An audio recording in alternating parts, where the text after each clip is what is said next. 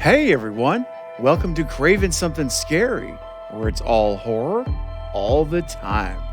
Now, in this video, I have the privilege and the honor to share with all of you a few never before seen images from behind the scenes of Scream 4. Now, these images take us back to Wes Craven's final Scream film, and they are absolutely fantastic images. These pictures were provided to me directly from Scream 4 on-set consultant Nate Reagan, and they are exclusively being premiered to the world right here on my channel.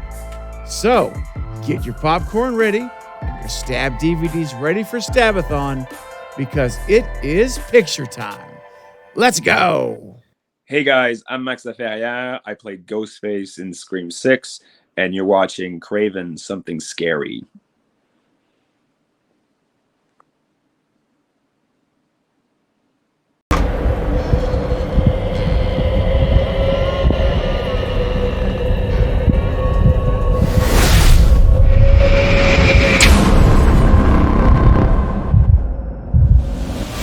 So once more, I want to give a huge shout out and thank you to Nate Reagan, who provided me these exclusive, never before seen images from Scream 4 behind the scenes. And Nate was a consultant on Scream 4 and Scream 5, and he's known as the foremost authority on screen-used memorabilia for the Scream franchise. And he's also a great friend of the channel, and he'll be back soon as my guest, so stay tuned. All right, so thank you, Nate. All right, let's get into these images. Now, first up, we have this image, and this is actually a Jiffy Pop container. This is the image on top that was supposed to be used in or appear, I should say, in the opening scenes of Scream 4, making popcorn, but it did not. But it was made and produced, and there it is. And I think it looks so great. And of course, instead of Jiffy Pop, it's called Skip and Pop. But that's their version in the Scream universe of Jiffy Pop. But I love that. The Stab the box set looks pretty darn cool. This has got a hurt at the top, its tagline. And so, yeah, that's the first one we've got. Very, very cool. Personally, I would love to have that Stab logo with the blood on it. It's just a really cool logo dripping down into the pool of blood at the bottom for Skip and Pop. Yellow font to be on top of. I think it looks great.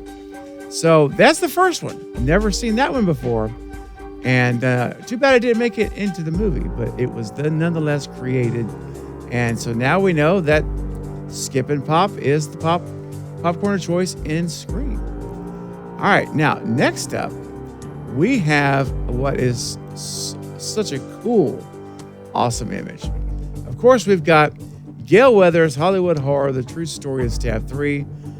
But look what's in front of it. Now, these knives, guys, these are what makes this extra special.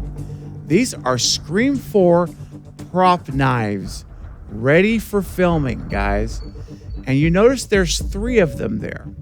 And the reason that there's 3 of them is because one of them is a rubber knife, one of them is a collapsible blade, and one of them is a real stainless steel buck 120 blade. And they use all 3 in the movie. Depending what type of scene, that they're filming, they'll use the different knives. So the rubber knife is on the far left. The middle knife is the collapsible blade. If you look at that real close, you could see the indentation in the middle where the blade will collapse into it.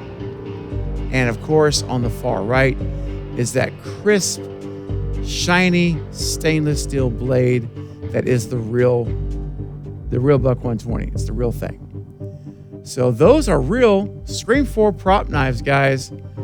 And I think they are amazing. That is so cool. All right, let's keep going. Now, these next 2 images are of cast members.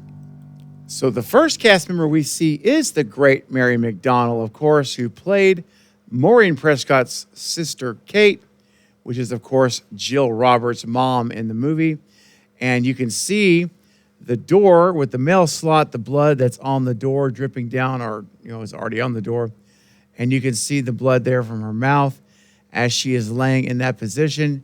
You notice the orange marker by her right foot there. Notice that orange marker on the tile. And this picture was taken there as she was laying in that position after, I'm sure, as a practice shot, or could be after the shot was done. But either way, there she is, guys, in that spot. Fantastic image. I'm so glad that picture was taken. Again, never before seen. This has never been published before, guys. So there you go. Mary McDonald. Now, this next image is of the Queen herself. That's right. Here is Neve Campbell. And she is in between takes, obviously, laying in the kitchen on the countertop, relaxing. And who knows, she could actually be napping here.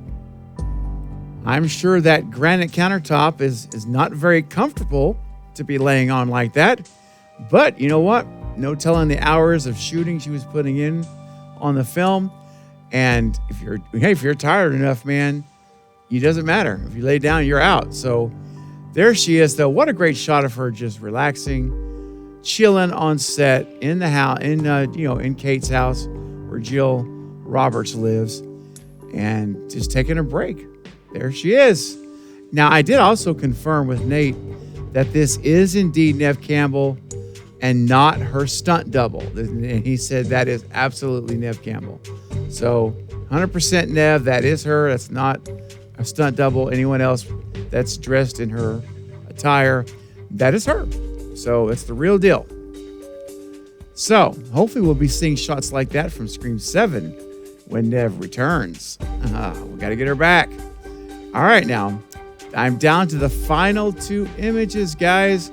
2 more to share for you. We'll get out of here. All right, now these last 2 images are absolutely fantastic. They are an inside and outside look at the Scream 4 opening scene mask worn by Ghostface. That's right, the opening scene mask. So, first up, guys, check this out. Here we have the inside of the mask. And just look at this. This is what the stunt performer's face, Dane Farwell, is actually putting his face into.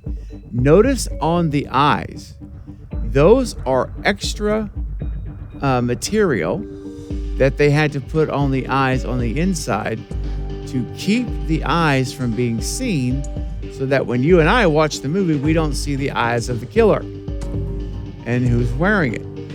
And consequently, from the folks who I've interviewed who have played Ghostface so far, Alan Robinson from Scream 2, Max Laferriere from Scream 6, you cannot see anything in this thing. Like, you just can't. You can barely see anything when you have that mask on. And you can see why. Because not only do you have the covering on the front, you have this on the back. And you can see the yellow-orange around it. That's the glue that, had it in there. And it's turned, over time. It turns that color.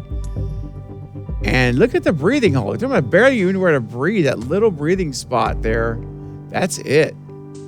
So, man, that is tough. Imagine having that thing on running, chasing people, and in a robe. That's tough. That is not an easy task whatsoever, guys. But there it is. There is the inside look of the opening scene Scream 4 mask. And finally, guys, here is that same mask, but there's the outside. That's what it looks like when we see it.